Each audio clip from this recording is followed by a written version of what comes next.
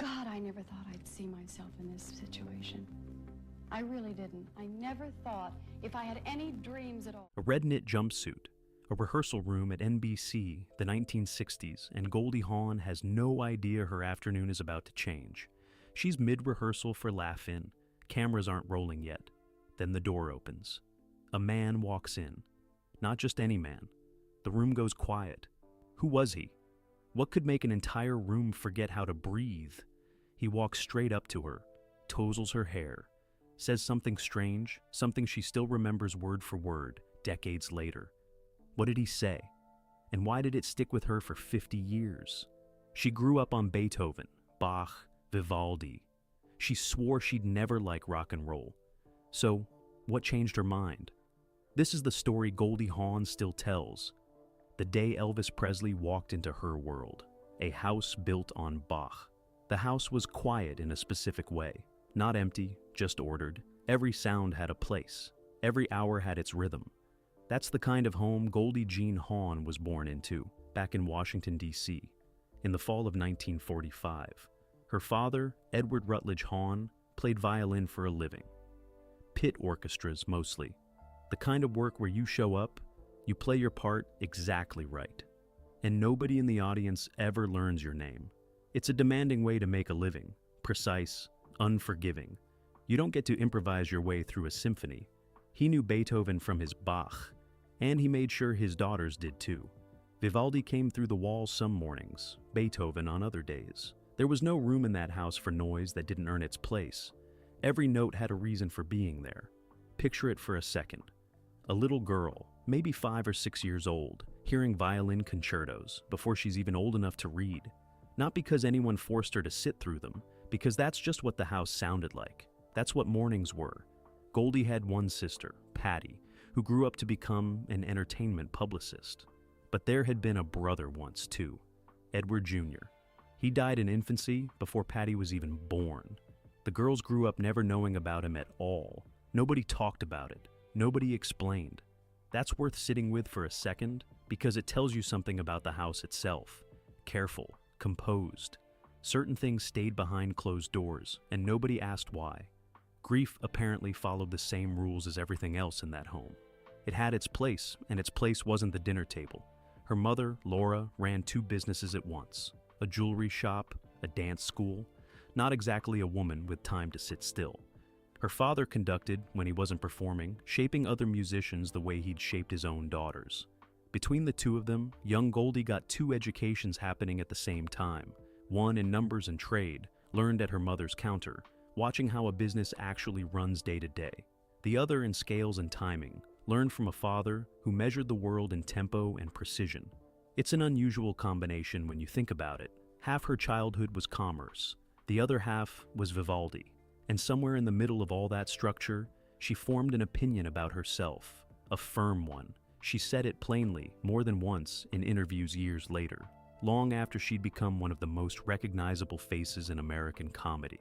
She grew up certain of one thing: she would never like rock music. Not maybe, not probably, never. That word carried real weight in a house like hers. Rock and roll wasn't just a different sound to her. It wasn't simply louder or faster or newer. It was a different world entirely, loose where her house was careful, loud where her house asked for quiet. Nothing like the discipline of a symphony where every musician plays exactly what's written, exactly when it's written, exactly how it's meant to be played. To a girl raised on that kind of order, rock and roll must have looked like chaos. Fun for other people maybe, not for her. So, who was this girl really underneath all that certainty? Before any of this happened, by her teenage years, she was already dancing. Ballet first, the way a lot of little girls start.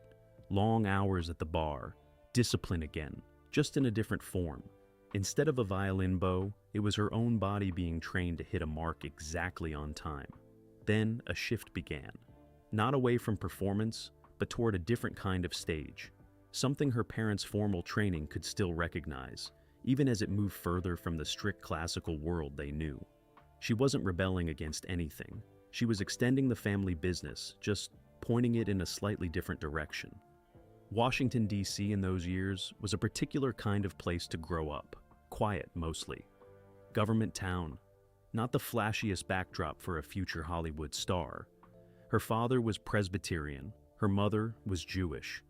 Two very different backgrounds, folded into one household, and somehow it worked without much friction. Maybe that's part of why the house ran on order. Blending two different worlds under one roof takes a certain amount of structure to hold together. She kept performing. She kept training year after year. And somewhere along the way, comedy found her.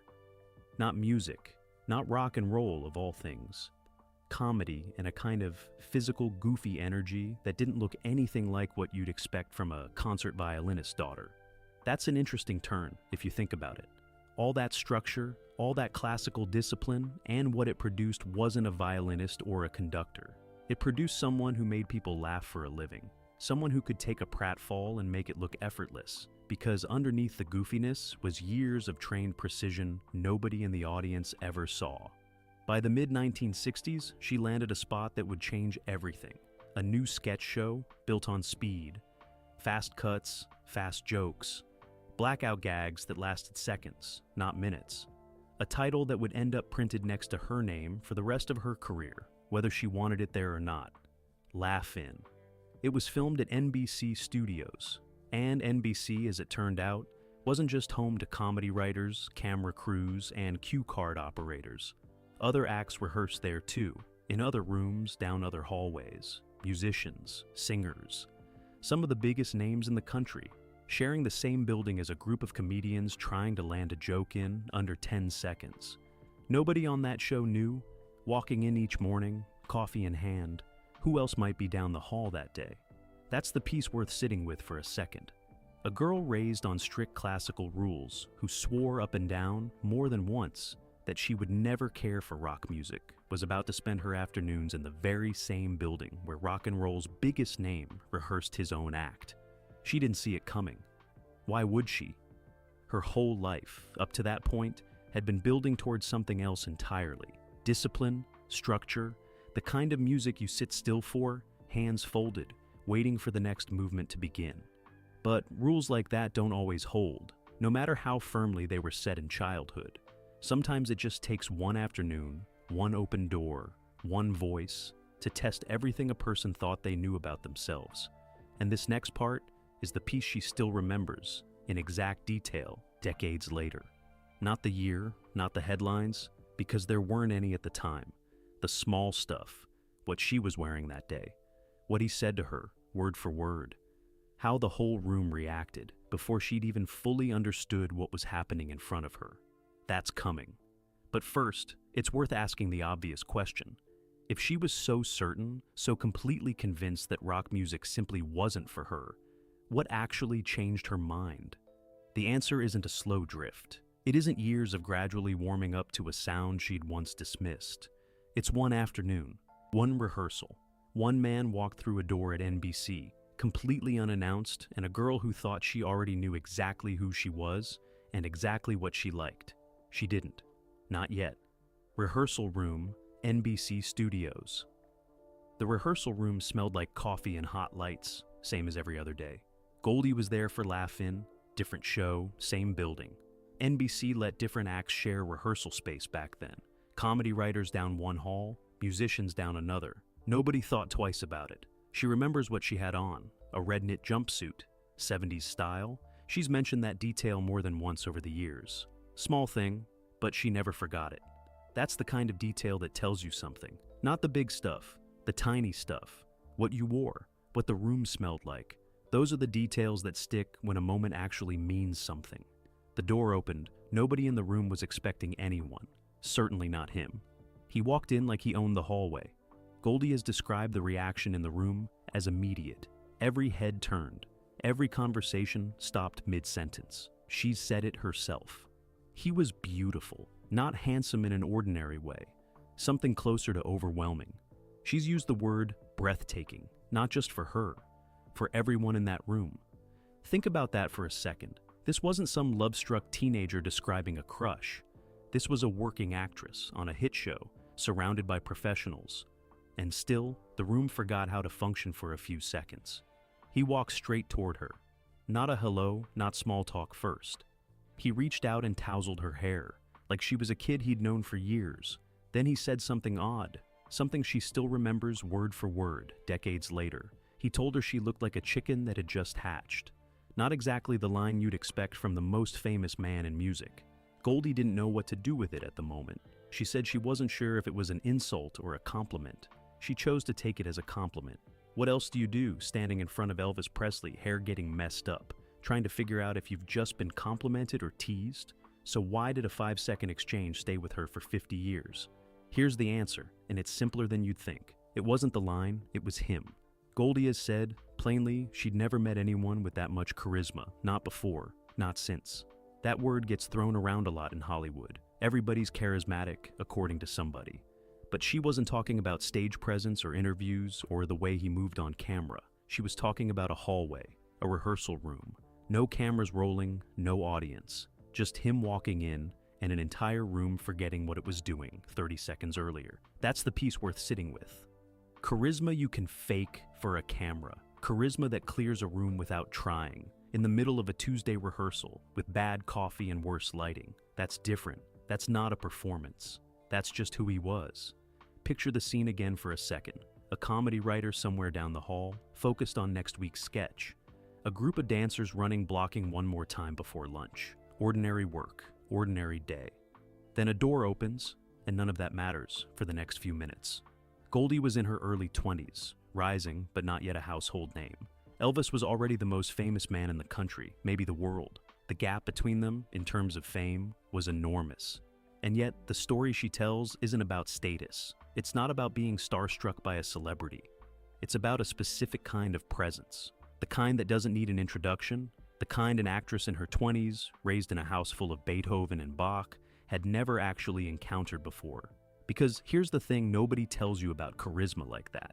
It doesn't announce itself. It doesn't walk slowly, building anticipation like a scene in a movie. It just shows up.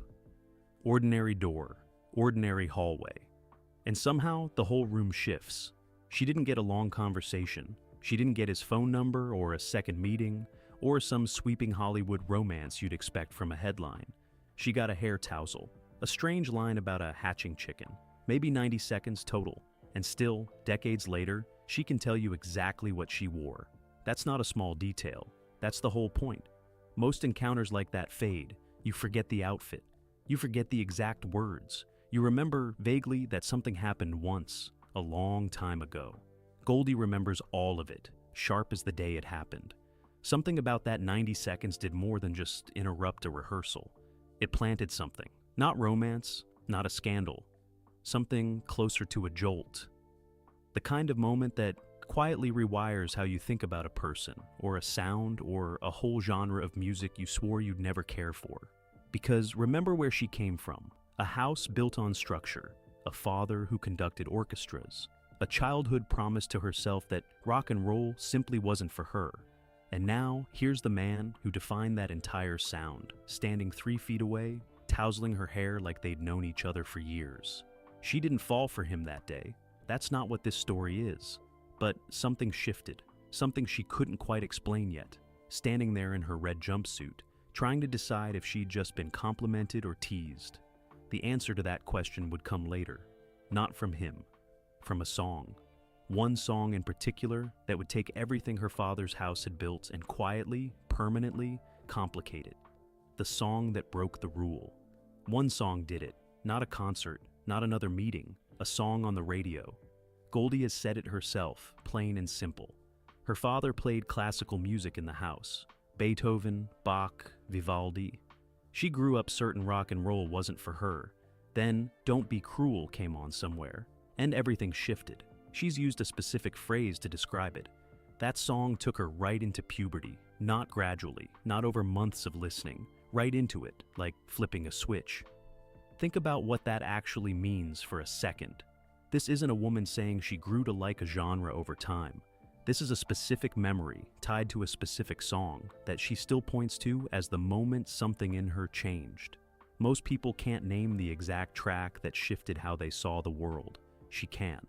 So, what was it about that song? Don't Be Cruel wasn't loud in the way people assume old rock and roll was loud. It wasn't chaos. It had a rhythm to it, a hip-swaying, easy kind of groove. Elvis's voice did something different than the violins and cellos filling her house growing up. It wasn't precise. It wasn't rehearsed in the way a symphony is rehearsed. It felt like it was talking directly to her. That's the piece worth sitting with. Classical music, the kind her father conducted, asks you to sit still and listen. It's structured. It's controlled. You appreciate it. The way you'd appreciate a painting hung on a wall. Rock and roll didn't ask her to sit still. It asked her to feel something in her body first, and figure out what it meant later. For a girl raised on discipline, that was new territory entirely. Here's where the earlier moment in the rehearsal room actually connects. She'd already met the man behind that voice, already stood 3 feet from him, already had her hair tousled, already heard that strange line about a hatching chicken. So, when Don't Be Cruel came on, it wasn't some stranger's song anymore. It was his. The same charisma she felt standing in that room, she now heard blasting out of a radio speaker, in a rhythm her father's house had never allowed. That's a hard thing to unhear once you notice it. Picture her father's reaction if he'd caught her humming it. Probably not thrilled. A man who built his living on structure, on Beethoven and Bach, hearing his daughter hum an Elvis Presley song under her breath. It's not hard to imagine the raised eyebrow. But that's exactly why the moment mattered so much. Rules like the ones in that house don't get broken by rebellion most of the time. They get broken by accident. A song comes on. It gets under your skin before you've decided how you feel about it. And by the time you notice, it's too late to unfeel it. So, did she ever fully leave the classical world behind? No, not even close. She kept training, kept the discipline that shaped her into a dancer, a performer, eventually a producer, and an Oscar winner. The structure her parents gave her didn't disappear. It just made room for something else. That's the real shift worth understanding here. It wasn't classical music versus rock and roll. It was never that simple. It was a girl finding out she could hold both at once. The Beethoven her father loved, and the Elvis Presley song that pulled her somewhere else entirely. Most teenagers in the 50s and 60s went through some version of this. Parents raised on one kind of music. Kids discovering something louder, faster, more physical. It was practically a national event. Elvis wasn't just a singer during those years. He was a dividing line in half the households in America. What makes Goldie's version of that story stand out isn't the general shape of it. Plenty of people can tell you rock and roll changed how their generation saw music. What makes hers different is the specificity. She doesn't say Elvis Presley, broadly, opened her up to rock and roll. She names the song Don't Be Cruel. One track, credited directly with pulling her into a completely different phase of her life. And she'd already met the man who recorded it, in person. In a rehearsal room at NBC, wearing a red knit jumpsuit, getting her hair messed up, and a strange compliment about a hatching chicken. So, by the time that song hit the radio, it wasn't abstract anymore. It had a face attached to it, a voice she'd heard 3 feet away, not just through a speaker. That's worth pausing on. How many people can say the artist who changed how they experience music also, at some point, stood in front of them and tousled their hair? It's a small detail, but it's the kind of detail that turns a good story into an unforgettable one. Here's the bigger question worth asking, the one that carries past Goldie Hawn specifically. What was it about Elvis that could do this to people, not just to a young actress on a comedy show, to an entire generation raised on something quieter, calmer, more controlled? Part of it was the voice. Part of it was the rhythm, something in his delivery that classical training simply didn't prepare anyone for. But if you take Goldie's own account seriously, part of it was something less musical. It was a presence, the same presence that cleared a rehearsal room without a word being said. That presence didn't stay in the room. It came home with her, through a radio, through a song, and quietly undid a promise she'd made to herself as a kid. She said she'd never like rock music, never. Then a song came on, and puberty hit her all at once, in her own words. Not a slow drift toward liking something new. A jolt. The house built on Bach was still standing. Her father's records were still on the shelf. But something had cracked open, just slightly, and it never fully closed again. That's the story she still tells, decades later. Not a scandal, not a secret kept in the dark. A memory she's chosen to keep alive, in interviews, on stages, whenever the subject of Elvis Presley comes up. Because some moments don't need embellishment to stay powerful. They just need to be remembered accurately and told the way they actually happened. A red jumpsuit, a tousled head of hair, a strange line about a chicken, and one song still capable, all these decades later, of taking her right back to the exact moment everything shifted. What she kept, what she let go. Decades passed, the rehearsal room at NBC is long gone. Laugh-In ended its run in the early 70s. Elvis died in 1977. And Goldie Hawn still tells this story, not in a tabloid, not as some buried secret finally spilled to a reporter, in interviews, on camera, willingly, more than once, across the years. That detail matters more than people realize. Think about how many stories from someone's 20s just disappear, get forgotten, blend into 100 other rehearsal days and studio hallways. This one didn't. She kept it, polished it, and pulled it out again every time someone asked about Elvis. Why keep telling the same story for 50 years? Here's the simplest answer. Some memories don't fade because nothing else compares to them. She's worked with legends, directors, actors, musicians, decades of Hollywood's biggest names passing through her career. And still, when Elvis comes up, she goes back to that same afternoon. The jumpsuit, the hair tousle, the chicken line. That's not nostalgia dressed up for an interview. That's a genuinely rare encounter, and she knows it. Look at what she actually chose to keep from that day. Not a photograph, not an autograph, not even a full conversation. She kept a feeling, the exact sensation of a room going quiet and a stranger's hand messing up her hair like they were old friends. Compare that to what she let go of. The awkwardness of not knowing if she'd been complimented or teased. The uncertainty in the moment, standing there in front of the most famous man in the country, unsure what to say back. She's admitted she didn't know what to think of it at the time. That confusion could have soured the whole memory. It didn't. Instead, she reframed it. Not as an odd, uncomfortable exchange with a stranger, as proof of something bigger, proof that some people carry a kind of presence you can't manufacture, can't train for, can't fake for the cameras. She's said flatly she never met anyone with that much charisma. Not before that day, not after. That's a bold claim from a woman who spent a career surrounded by famous magnetic people. So, what does that tell us about Elvis Presley, the man behind the myth? It tells us the myth wasn't just marketing. It wasn't just the leather jacket, the hip movements, the record sales. Strip all of that away, put him in an ordinary rehearsal room with no cameras rolling, and the effect was the same. A room full of working professionals, forgetting, for a few seconds, how to keep doing their jobs. That's not something a publicist builds. That's just who he was, walking through any door on any ordinary day. Goldie's story gives us a version of Elvis most people never got to see. Not the stage performer, not the leather-clad icon from the comeback special. Just a man visiting a studio, killing time between rehearsals, tousling a young actress's hair, and making an odd joke about a chicken. Small, human.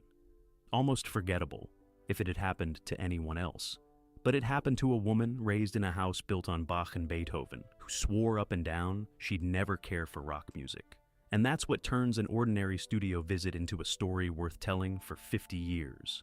Here's the part worth sitting with. She didn't need to invent anything to make this story compelling. No scandal, no secret romance, no dramatic confession dragged out of her by a persistent interviewer. Just the truth, told plainly, the way she remembers it. A song that hit her at exactly the right moment. A man whose presence did more in 90 seconds than most people manage in a lifetime of trying. That's rarer than people think. Most celebrity stories today get inflated, small moments turned into headlines, passing encounters turned into secret affairs, hidden feuds, manufactured drama, because the truth alone supposedly isn't interesting enough. Goldie Hawn's story didn't need any of that. A red jumpsuit, a tousled head of hair, a line about a hatching chicken. A song that took her, in her own words, right into puberty. That's the whole story, and it's still, decades later, one of the most charming human moments in either of their long careers. So, what did she keep in the end? She kept the wonder. The specific sharp memory of a moment that could have easily blurred into nothing. She kept the ability to laugh about it, decades later, telling it the same way each time, because it still means something to her. And what did she let go of? The need to make it bigger than it was. She never turned it into a romance, never hinted at anything more than what actually happened. She let the moment stay exactly the size it was. 90 seconds, maybe less. A hallway, a hair tousle, a strange joke. Sometimes that's the whole point of a good story. Not exaggerations, just an honest memory told well, held on to because it earned its place. Goldie Hawn went from a household built on classical discipline to a woman who can still describe, in exact detail, the day Elvis Presley walked through a studio door and left her a little different than she was before he arrived. Not a scandal, not a secret, just a memory. Kept carefully, told honestly, for 50 years and counting. Here's what's remarkable, looking back at all of it. Nothing in this story needed help. No one had to dress it up. No one had to hint at scandal that never happened, or dig for some hidden feud or manufactured drama that was never there to begin with. A girl raised on Bach, a man who defined rock and roll, a rehearsal room at NBC, an ordinary Tuesday, and 90 seconds that neither of them planned. That's it. That's the whole story. And maybe that's exactly why it's lasted this long. Goldie Hawn didn't need 50 years of retelling to keep this memory sharp. She just never forgot it. The jumpsuit, the hair tousle, that strange line about a chicken that had just hatched, a song later that undid a promise she'd made to herself as a kid. Small moments like this rarely survive in Hollywood. Most get buried under bigger headlines, bigger scandals, bigger stories that push the quiet ones out of memory completely. This one stuck around because it was true and because it mattered to the person who lived it. That's rare. And it's worth remembering, especially now when so much of what gets told about celebrities is exaggerated past recognition. Sometimes the real story is enough. A rehearsal room, a red jumpsuit, a man whose presence could stop a room without saying a word. That's the story Goldie Hawn still tells. Not because someone forced it out of her, because she wants to. So, here's the question worth sitting with, long after this video ends. How many moments like this happen every day quietly, without cameras, without headlines, and just disappear? How many stories never get told at all? This one did, and it stayed exactly as honest as the day it happened.